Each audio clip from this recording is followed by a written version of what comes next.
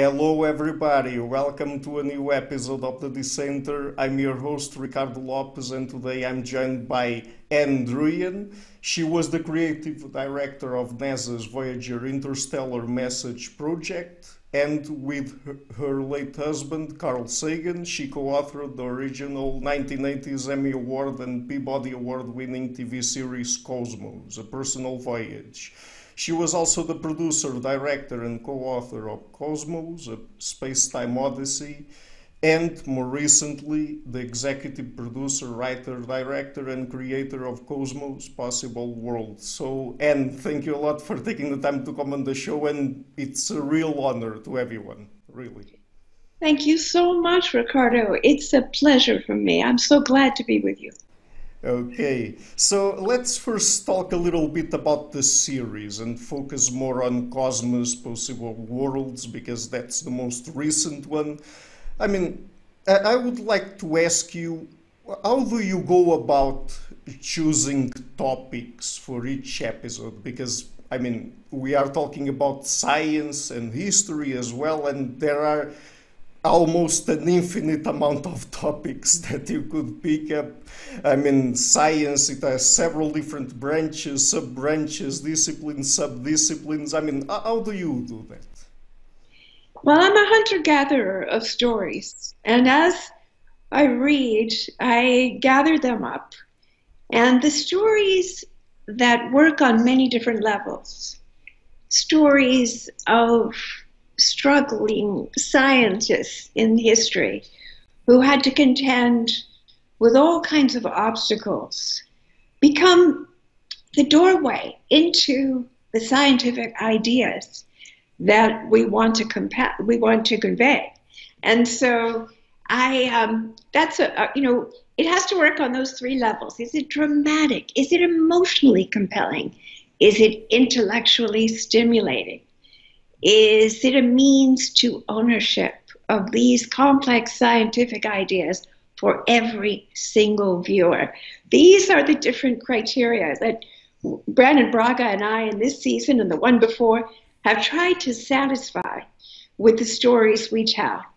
And so and as you mentioned, it's that interdisciplinary nature of Cosmos, not just any single scientific field, but really all of them. And one of the stories we tell this year, which I don't think has ever been told before, is the story of how the siloed scientific fields of the world in the mid last century, how the fact that the biologists, the geologists, the astronomers rarely communicated with each other until the space age began. And that moment in the history of science happened also to be the coming of age moment for Carl Sagan.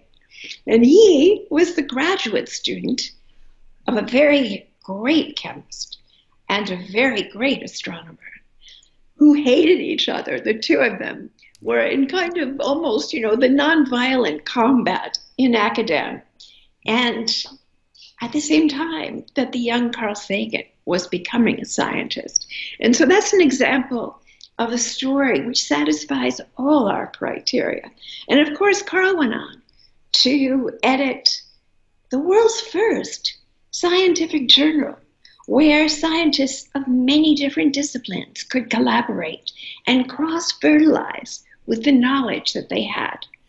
So it's a tremendous amount of pleasure, really, to explore these stories and especially tell the ones that haven't been told before. Yeah, I mean, I binge watched the series back in July, and it's really, really, really beautiful. And I mean, I talk with scientists almost every day, and I have a scientific background. And sometimes we could think that it would oversimplify things because, I mean, it's for a general public, but that's not at all what I get from it. So it seems still interesting for me and for other people, certainly. So, I mean, do you have a specific target audience when you think about the level of complexity that you will use to present things? Because, I mean, as I said, sometimes you could oversimplify things and then people that are more scientifically minded would think, oh, this is boring, I mean, something like that. So how do you do that? Well, I'm motivated, as Carl was, more strongly by dreams and aspirations of having a democracy than even my love for science. And so my target audience is absolutely every one of us. I come from, a time in my own life when I was intimidated and bored and felt excluded from science. And so I came to understand what a dangerous situation that is. And every society on Earth is dependent on science and high technology. And those that have aspirations to become democratic, and of course I count my own society in that group, they can't hope to do that if the decision makers, the voters, the citizens, don't have the means to appreciate the values, the arguments, the insights of science. And so my target audience is every human, because that's really what needs to happen to our planet right now, urgently. And so, the only reason I really do Cosmos at this point is because of that dream. Mm-hmm. And you mentioned a very interesting thing, that is, at a certain point you said or alluded that Cosmos tries to be interdisciplinary in terms of science. Do you think that that's an important approach for us to have? I mean, because in Cosmos you deal with physics, chemistry, geology, biology, and even some social sciences, archaeology, anthropology, and even history, that it's not in and of itself a science, but it's still there. And I mean, back in the 90s or the late 80s, E.O. Wilson coined this term consilience, where he was trying to imply that we have to try to have an integrative approach to science, and he was talking mostly about an evolutionary perspective to human behavior and things like that. So what do you think about this? Well, I think that science in any discipline is a way of thinking. And it's that error-correcting mechanism, the very simple rules of the methodology of science, that is so powerful, that has created a fire hose of discovery in our time. And therefore, it would make no sense. And it didn't even when Carl Sagan and Steve Soter and I wrote the first Cosmos in 1980 to focus on a single discipline, because the point was really to inspire everyone with a model of thinking, of how you approach a question, how you can figure out if you're being lied to, which is something we all urgently need, personally and publicly. So, to me, that consilience began long before E.O. Wilson's essay in the 1960s.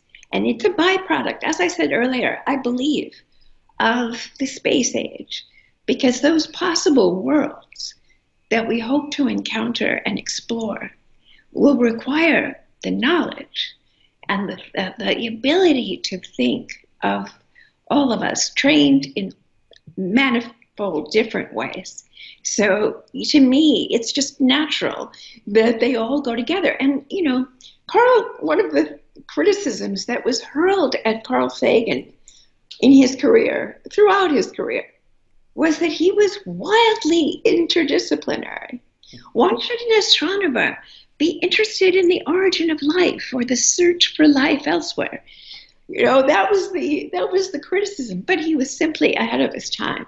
And of course, as the field of astrobiology, which he and others founded, attests, that is the only approach if you want to attain any degree of cosmic citizenship. Yeah, that's a very interesting point there, and it's covered on an episode of Cosmos, this last series. I mean, you talk there about how before Carl Sagan and others basically invented the field of astrobiology. I mean, people looking for life on other planets wasn't considered that respectful, right? It was not respectable. In fact, it was a form of scientific career suicide. But there were a half a dozen or a dozen people, Carl among them, who wanted to follow their bliss. Why be a scientist if you can't apply what you know and your methodology to the questions that fascinate you and virtually all of us most?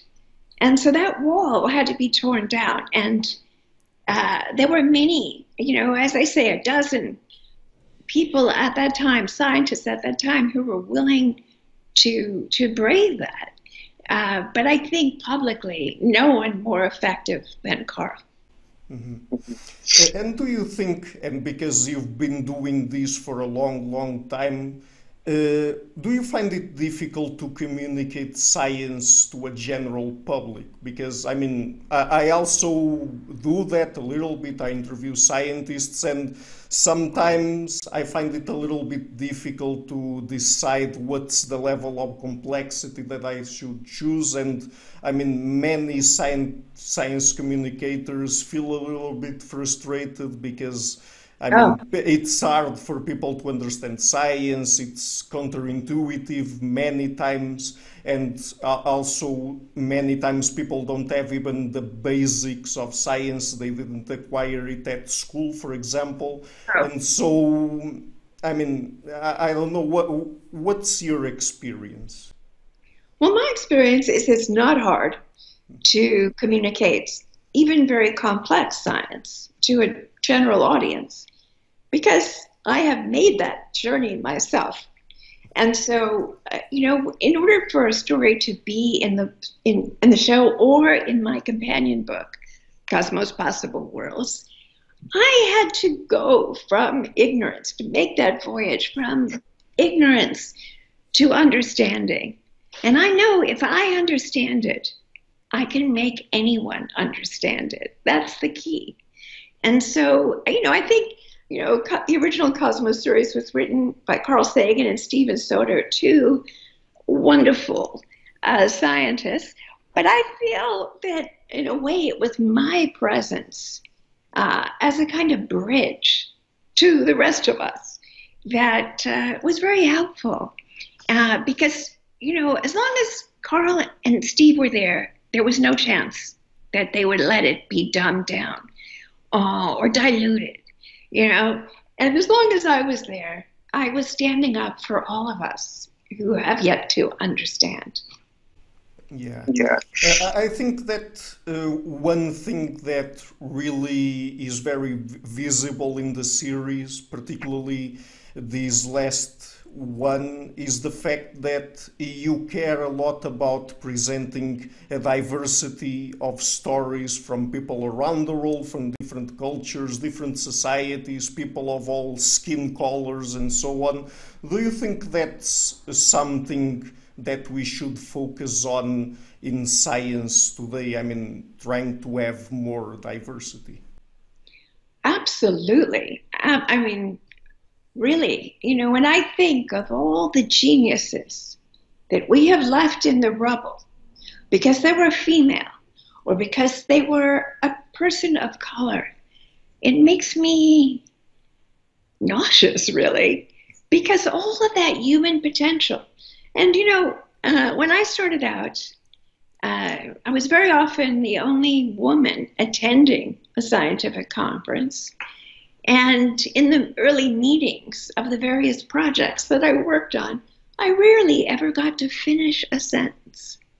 I experienced what it's like not to be heard, not to be looked at as someone who might be the source of information or ideas of value. And in the more than 40 years that I've been doing this, I have seen a thrilling trajectory upward of inclusion, so that so many of the distinguished scientists working today are representatives of the previously underrepresented. That's one of the things that gives me hope. And of course, in all three cosmoses, we've celebrated, for instance, the woman who paid with her life for being a mathematician, Hypatia of Alexandria. At the time that we wrote that first series, she was a mostly forgotten figure, but she was the hero of the first and final episode of the series. And she stood for something much greater even than her insistence on being a woman whose ideas and views were heard. She stood for what happens when we allow all of the work that human beings have ever done, as symbolized in the destruction of the Library of Ancient Alexandria, when we allow it to be destroyed, and for our civilization to become untethered to reality. And so I'm proud of the fact that, for instance, Carl, as a postdoc, and as a Harvard postdoc, in 1961, went to teach at a historically Black college in the United States, the Tuskegee Institute, and maintained his relationship with that institution for the rest of his life. And, he knew that his lecture on A Search for Intelligent Life on Earth would resonate with the students of Tuskegee in their frustration and in the horror of what they had to contend with, more than any other classroom in the world, at any university in the world. So those values, obviously, are absolutely central to the scientific view. And it's that non-scientific view that rejects people out of xenophobia, out of this unreasoning fear of the other. And so one of the great triumphs of science, even though the scientific community has by no means been faithful to those ideals throughout its history, but one of the great triumphs of science is that in admitting no arguments from authority, and in receiving its highest rewards for those who can prove the scientific community wrong, there's that error-correcting mechanism that can give us hope. Mm-hmm. So I can't miss the opportunity of asking this question. Since you were the wife of Carl Sagan, Yes. How was he as a person? Was he as he sounded in the first Cosmos, in videos that we can watch on YouTube, in his lectures and things like that? Was he the same person as he seems there? He was exactly the same person inside as he was out. It's my joy to bear witness to his kindness, his goodness, and his open-heartedness. But he was also a person who could not take a public position and then have a personal, private position that was different.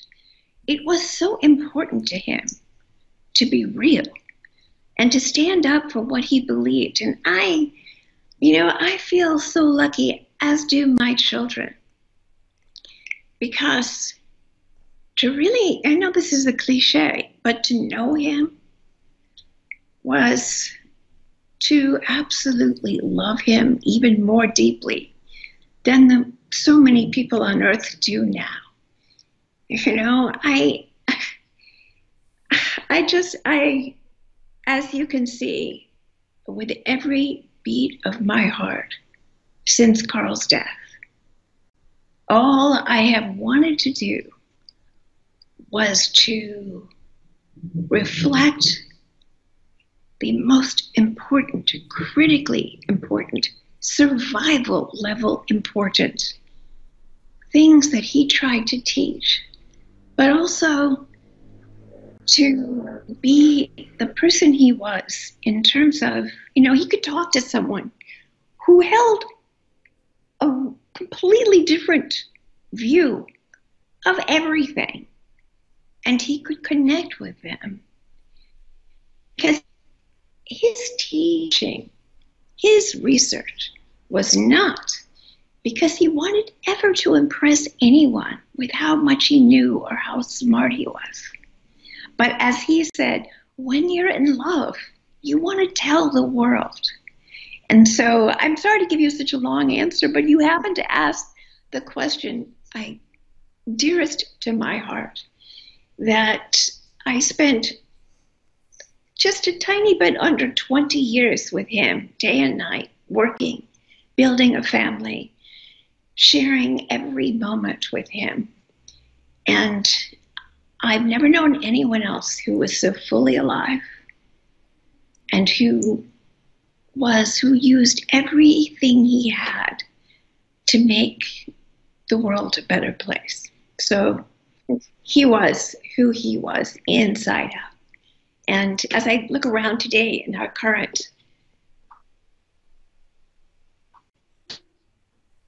pandemic emergency, and I see how some scientists can say one thing publicly and hold other views within, secretly, to be discussed among the people they know.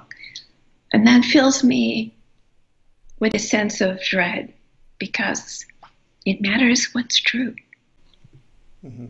Yeah, he was certainly a great man, and by the way, I also loved these books. He had a very, very beautiful prose. So let me ask you about another thing, since we are talking about Carl Sagan. Could you tell us about the history behind the Voyager interstellar message and the golden record? I mean, I want to know more about it. How do you came up with the idea, and how did it go? Well, of course, on the Pioneer mission, NASA's Pioneer mission, Frank Drake, Carl Sagan, and Linda Salzman Sagan had created a kind of license plate for the spacecraft that would say in a nonverbal language where it came from and what we were like. But it was just an image. And so an astonishing opportunity came up in the early 1970s that said that there would be a planetary alignment that would not happen again for, I think, 174 or 5 years of the outer planets of the solar system. And so the opportunity to create a mission to do our first reconnaissance of the outer solar system, which became the Voyagers 1 and 2, arose. And John Cassani of NASA and the Jet Propulsion Laboratory approached Frank and Carl, asking them if they would like to do another message. And Frank and Carl came up with the idea of a copper phonograph record digitally encoded with sound that would be a much more complex message than had been possible for Pioneer. And this was the kicker. The Voyager spacecraft are on their way out of the solar system through a gravitational assist from the mighty planet Jupiter. And this gravitational assist was going to send them into the Milky Way galaxy to escape the winds from the sun and into the interstellar medium to wander the Milky Way galaxy for 1 to 5 billion years. 1 to 5 billion with a B years. And so any message on board would have a shelf life of that duration. And so the Voyager Record Project was born, and I was so lucky that I had worked on a project with Carl that had never come to fruition. And he and I had had the experience of thinking together. And he turned to me and offered me the position of creative director of this project because he knew something about the way I thought, but also that I had a vast interest in music. And so I was lucky enough not only to be part of the group that chose the music, but also the person who created a sound essay using the sounds of Earth as a kind of narrative account of the history of the planet, of life and technology. And it was, of course, as is well known, during the making of this mythic project that Carl and I had known each other for years as co-workers, as friends, realized that we were in love. And so on that record are my brain waves and my heart sounds and other rapid eye movement, other signals from a day, just merely hours since that revelation of our true love. And so it is a great comfort to me that no matter how we mess up here, no matter what happens, the feelings, the music, the images, the greetings of that beautiful June day in 1977 will live for as close to we can get as eternity. Mm-hmm. Did you have back then any specific goal with this message? I mean, if someone were to find Voyager 1 and listen to the message and all things that are there, I mean, do you want for someone, an extraterrestrial or something like that, to learn a little bit more about us, to know where we are located, to learn a little bit more about our behavior, our different cultures? Did you have any specific goal like that?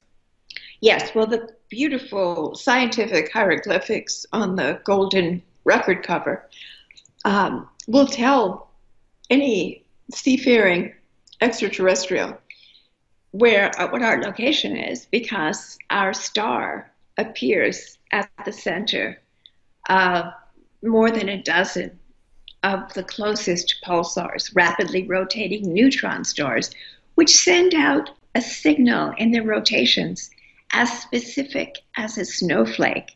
And so they're arrayed around this one point of light, our sun, and the striations in the lines that emanate from them declare their signatures.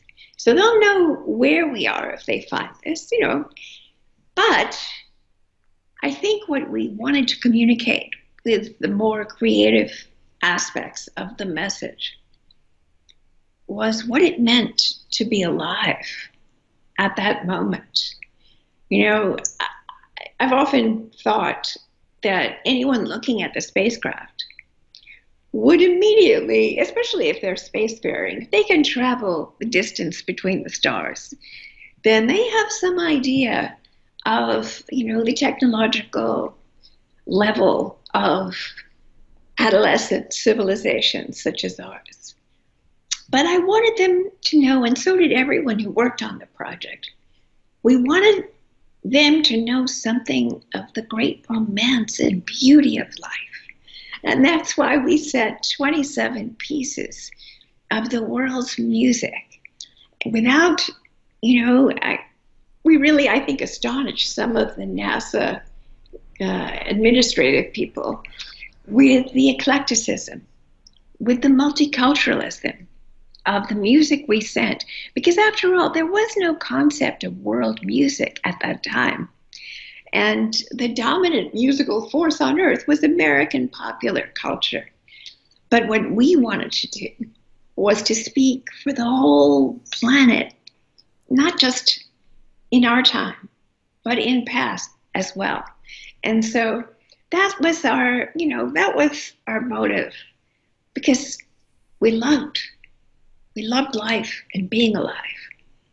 And that's what we thought was actually the most impressive thing that we wanted to communicate, with the faint hope, not based on any scientific knowledge, that maybe that feeling of awe and joy in the cosmos was not unique to our tiny planet.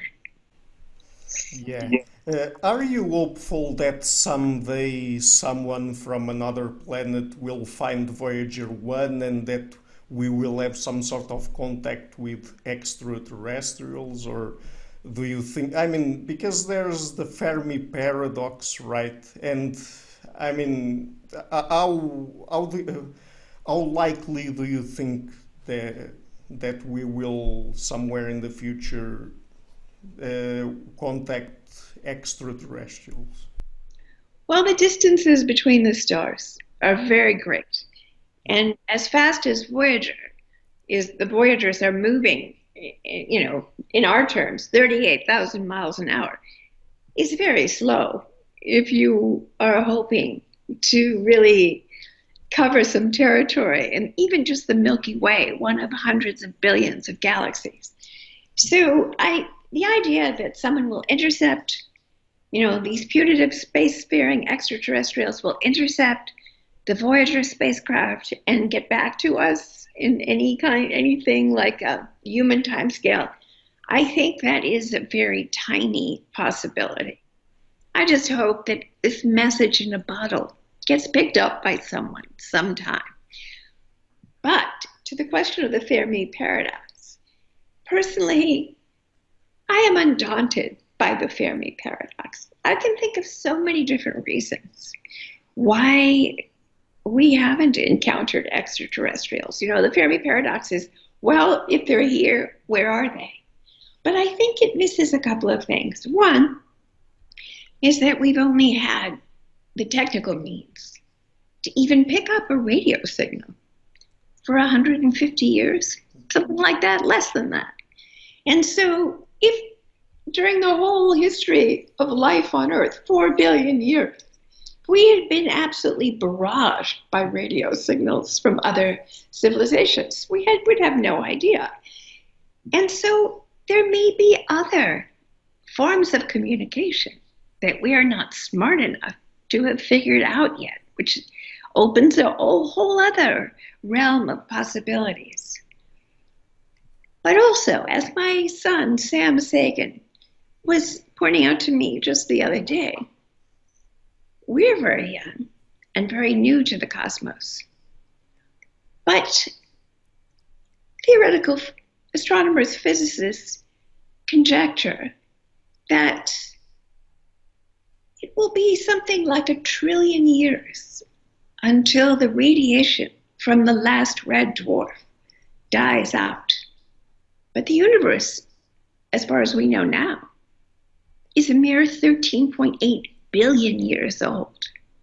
So we are very young and new to the universe and fairly ignorant. But the universe itself is very young. And so the ocean of space-time is so vast.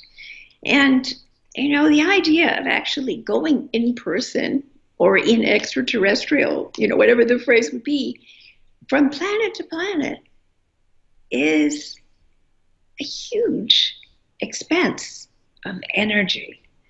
And so I have many reasons why I think that life, with its tenacity and with what is beginning to be a very coherent picture of how life gets started, the idea that it's just on this pale blue dot, it just doesn't make sense to me. Yeah.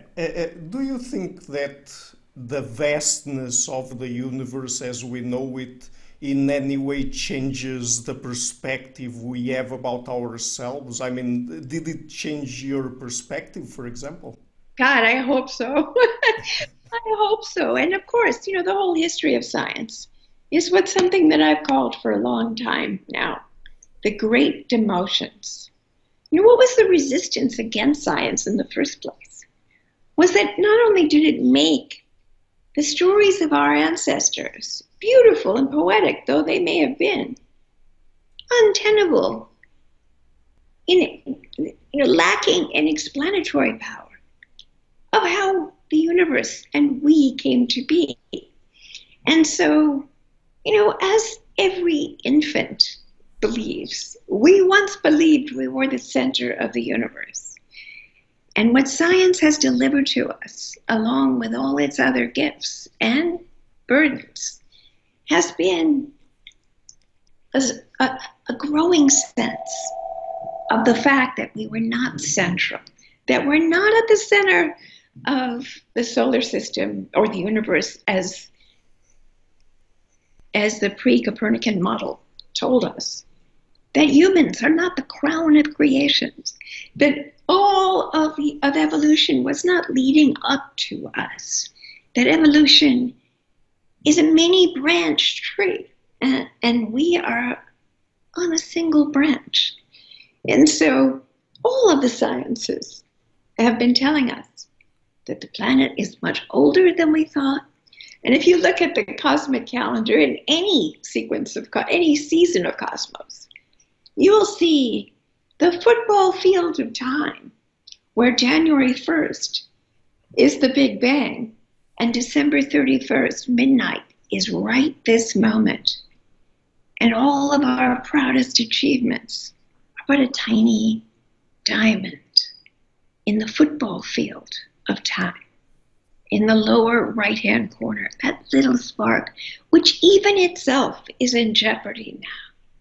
So, yeah, that's what I love about science. You have to, if the human species is to grow up, which we better do right now, we have to leave those infantile delusions of centrality behind and embrace the vastness.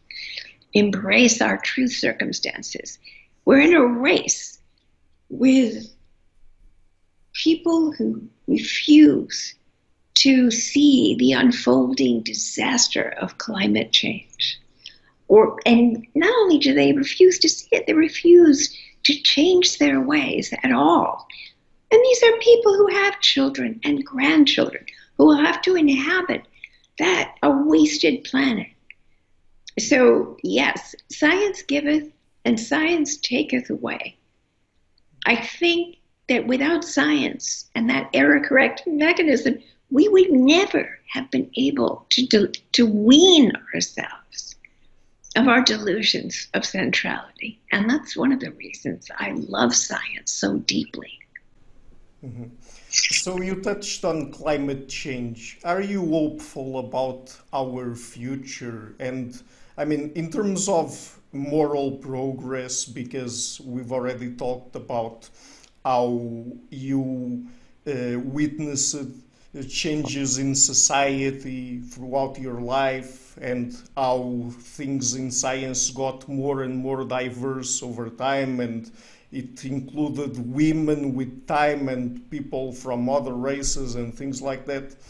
I mean, how do you look at the future knowing that we have several different existential threats that could simply wipe us out?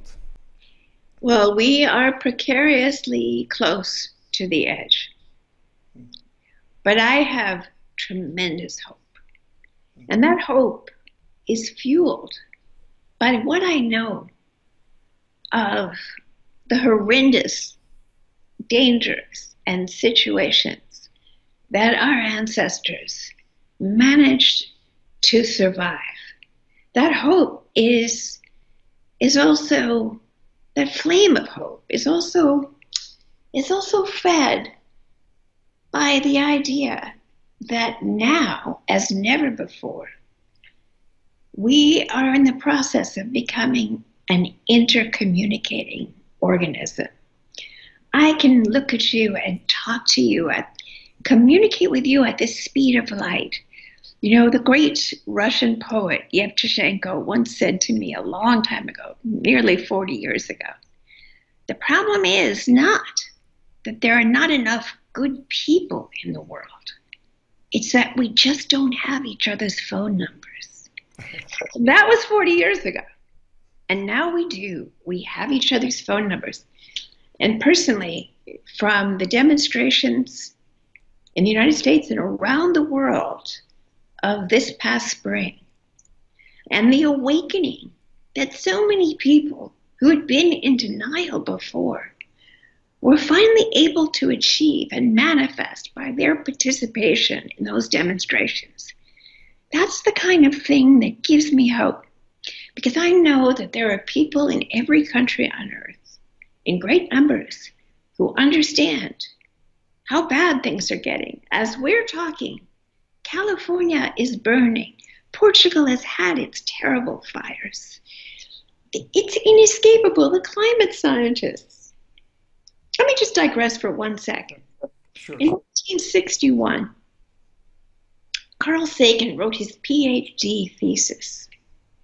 He solved a mystery about why Venus was emitting so much microwave radiation. And he gave us at age 26 the foundation and the realization of our modern understanding of Venus by realizing that there was something, and this is a coin that he phrased, a runaway greenhouse effect on Venus. And here we are. And of course, back then, even then, there were climate scientists. There had been people warning for more than 50 years what the large-scale lofting of carbon dioxide, methane into the atmosphere through our industrialization would do to the planet. The climate scientists, and Carl included, their predictions were completely right. Can you imagine anyone in the Bible or any sacred book who could prophesize so expertly the raising of the global mean temperature as the climate scientists did? In this new season of Cosmos, we show the stunning genius of their predictions. They were accused by the oil companies, by the governments who were influenced by the oil companies, of being, making dire prophecies. And now we're living in the unfolding of those dire prophecies. And so what gives me hope is only in the recent past, we have developed the means for foretelling the dangers of our misuse of the environment and each other. We can see those dangers before they happen. And I now think that a significant percentage of the population of the world understands what's going on. But if we are quiescent and passive as citizens, then our beautiful, lovely, nurturing planet will become more like Venus. And our children and our grandchildren will curse us for what we did to it. And so what gives me hope is I think there's enough love and commitment in the world. And now the dissemination of information and the ability to organize and to coalesce massively on the streets of every city on earth, that is ours. And I think we're going to use it because I think enough of us know what's at stake. Mm-hmm. By the way, Carl Sagan also wrote and talked about different ideas, beliefs, even intuitions that people have that run against science, rationality, and things like that.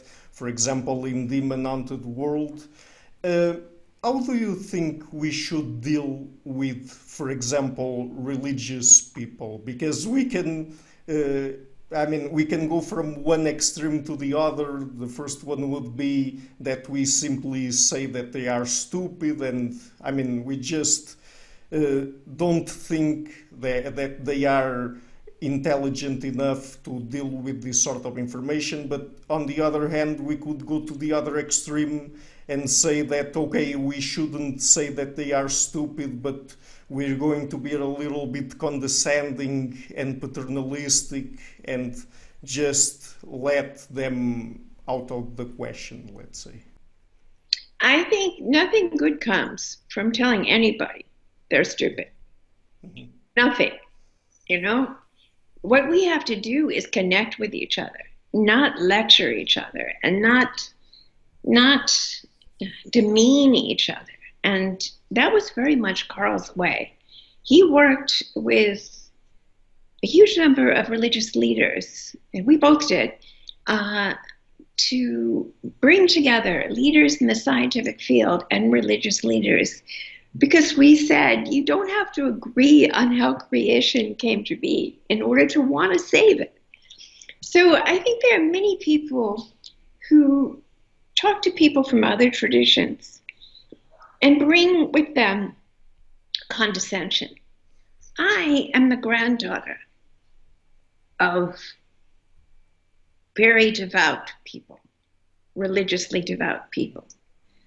My father's parents were Orthodox Jews who were very poor, but so observant that even when my grandfather was dying, and he could not bring himself to ride to the synagogue on the Sabbath.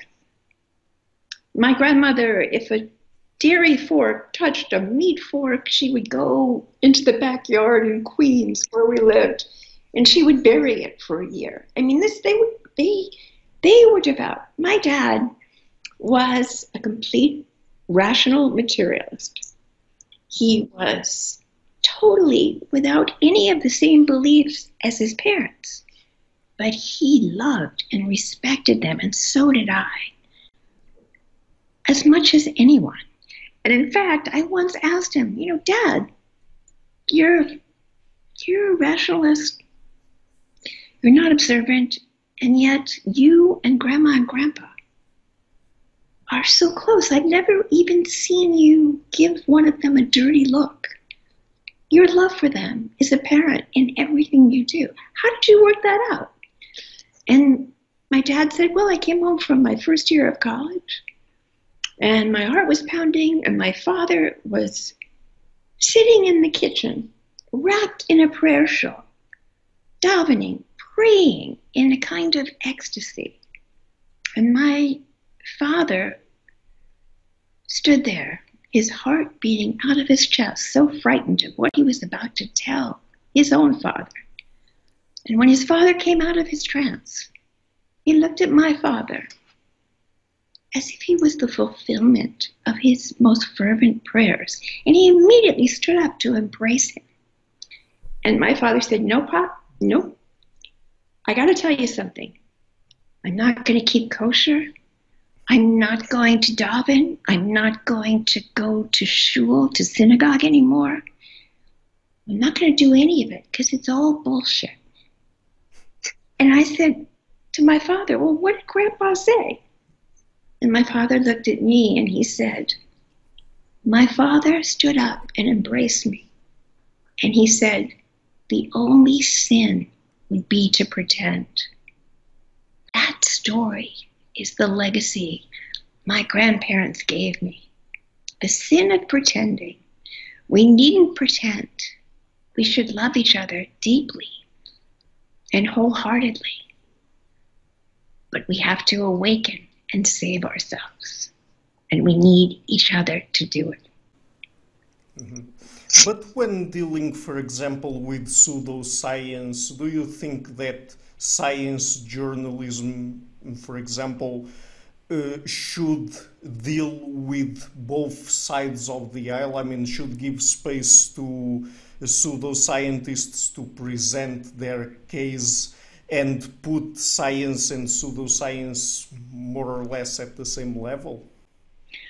No, I don't. I think that the job of science journalists, of journalists, period, is to be truthful. And therefore, I think that we can speak, as Carl did, so openly and so forcefully against the pseudoscience and the mysticism and the refuge in fantasy that endangers us. But that doesn't mean, Carl's forebodings, as expressed in the demon-haunted world, have a life on social media because of their prophetic nature. He was right. He saw our current predicament before it, 20, 30 years before it happened. So we have to be truthful. We can't pretend to believe things we know are untrue. But that doesn't mean that we are ad hominem, that we demean the person. It's the argument. It's the idea that needs to be explored. And if necessary, if it doesn't hold up, to be discarded. It's that impulse to explain and to demystify that I think is at the heart of having a world of people who are more awake to reality. By the way, going back to Cosmos, are you satisfied with the reception it has had, with the general public? And particularly, for example, the previous Cosmos series reached, I think, 181 different countries, and probably billions of people have watched it. So are you satisfied with it or not? I am thrilled with it and this one and the first one. I would love someone to conduct a global census on how many people were inspired to read, study, teach, and do science because of a brush with the first, second, and third seasons of our series. I think it would be a significant fraction of the people engaged in the scientific enterprise. That's my anecdotal experience, because hearing that every single day, I never meet a scientist, or I rarely do, who wasn't first somehow attracted to science. And that was the point of Cosmos, not to be pitched to the readers of the scientific publications. We weren't going after the people who already understood that science was interesting. We wanted to catch those people who may never have been exposed to it. And so, yes, I am thrilled. The man who saved my son's life while I was making Cosmos, as I write in my book, he was the person growing up as a little boy in Colombia. And he was only there to save my son's life because he said, when you come of age in a poor country like Colombia, and Carl Sagan calls you to science, the only avenue open to you is medicine. That's why I'm here. So my gratification about everything that Carl and I did together and the things that I've done since is so high for that reason. Mm-hmm. Do you think that extraterrestrials would like to watch Cosmos? I think it would tell them a lot about us and, how we got to where we are right now. I don't know if that's a kind of a commonplace story in the universe. It may be. It may very likely be. But yes, I would love, I would welcome an extraterrestrial audience. And in the first Cosmos, that first season in 1980, all the ads for the show were extraterrestrials sitting on a couch. And it said, and watching the show, and then it said, you never know who else may be watching, because of course, the broadcast television signals of the original show and some of the show since go out into space and can be interpreted. Mm-hmm. By the way, before I ask the last question, I really have to say Neil deGrasse Tyson really has a great voice. I mean, he's a wonderful host, right? Absolutely. Yes, I agree. Yeah. Okay, so my last question will be, do you have any plans to create another Cosmos series in the near future or not? I do. I really do. And, my collaborator, Brandon Braga, and young Sam Sagan and I have already begun to imagine what that would be. And so I hope we'll get the chance to do it, because there are an infinite number of stories in the universe, and we have so many we want to tell. But do you already have any ideas about, for example, in this last Cosmos, you talked or you addressed the stories of several different scientists from all over the world. Are there specific historical figures that you would like to cover on Cosmos or not? Yes, there are many such tales, because what is the story of a scientist in any culture or time? It's the story of someone who stands up and who is not satisfied with the prevailing view of nature, but who wants to give us another little, tesserae, a little tile in the magnificent, great picture of life and the cosmos. And so it's always, to me, an example of what every citizen needs, which is an open mind, curiosity, but the discipline of that winnowing process of science, of testing ideas and discarding the ones that aren't true. So absolutely, I told you I'm a hunter-gatherer of stories, and I've got a sack full of them. And I think the more we know about these people, I think the more encouraged and inspired we can become. Yeah. So just before we go, if you were to tell someone that doesn't like science, to try to convince them to learn a little bit more about science, to get into it, to get to learn how it works, how would you go about it? I would tell them a story. And at the beginning of the story, they might not know where the story was going. But I would make sure it was as captivating as I could make it. And by the end of the story, I hope they would emerge with a greater openness to knowing more. Yeah. Okay, and let's end the interview here. And thank you again for taking the time to come on the show. It was a real honor, as I said at the beginning, and I really loved the conversation. It was an immense pleasure to have you on the show.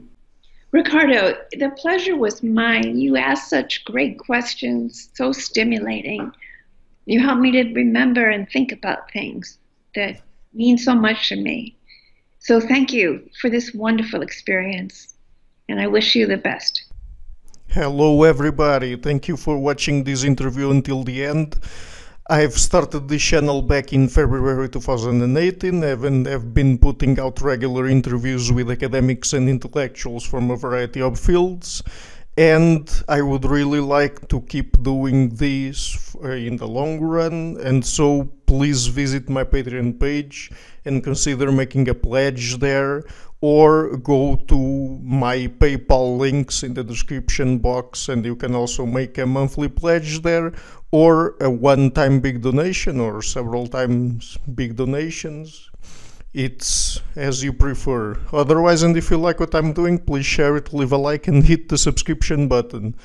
Finally, I would like to give a huge thank you to my patrons and supporters, the main ones: Karin Litska and Blanchett, Pererga Larsen, Lau Guerrero, Francis Ford, Hans Frederick Sunda, Ricardo Vladimiro, Craig Healy, Adam Kessel, Olaf Alex, Jonathan Wiesel, David Diaz, Anjan Kata, Jacob Klinkby, Matthew Whittingbird, Arno Wolf, Tim Hollesy, Eric Alenius, John Connors, Paulina Barron, Philip Force Connolly, Jerry Mueller, Herbert Gintis, Rutger Voss, Bo Weingard, Rebecca Newberger Goldstein, Dan Demetriou, Robert Windegar, Rui Inácio, Arthur Coe, Zoop, Marco Neves, Max Bailby, Colin Holbrook, Susan Pinker, Thomas Trumbull, Bernardo Seixas, Pablo Santurbano, Simon Columbus, Jorge Pinha, Phil Kavanagh, Corey Clark, Mark Blythe, Roberto Inguanzo, Michael Stormir, Eric Neumann, Samuel Andreev, Tiago Nunes, Bernard Ugni, Alexander Dunbauer, Omari Hickson, Felicia Stevens, Fergal Cusson, Evan Bodrenko, Al Herzog, Nuno Machado, Don Ross, João Alves da Silva, Jonathan Librant, Oslam Bullet, Nathan Nguyen, Staten T, Samuel Correa, Eric Hines, Mark Smith, J.W., João Eira, Tom Hummel, Sardus France, David Sloan Wilson, Yacila Deza Araújo, Eden Solan, Romain Roach, and Dmitry Grigoriev. My producers is our web, Jim Frank, Lucas Stafiniak, Ian Gilligan, Sergio Quadriano, Luis Caetano, Matthew Lavender, Tom Van Egdam, Curtis Dixon, João Linhares, Benedict Mueller, Vega Guidi, and my executive producers Michel Ruzieski, Rosie, and James Pratt. Thank you for all.